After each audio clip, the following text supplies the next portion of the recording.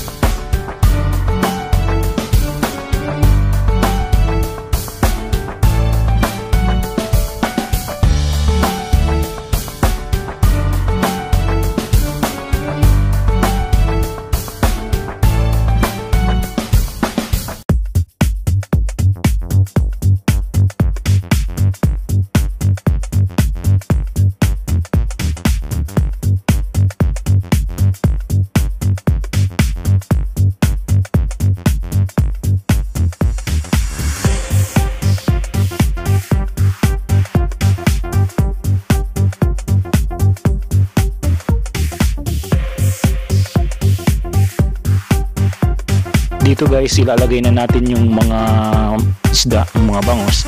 Pero dapat bago nyo ilagay yung mga bangus, siguraduhin nyo na kumukulo muna yung tubig. Sa ganitong paraan, nababawasan yung lansa ng isda.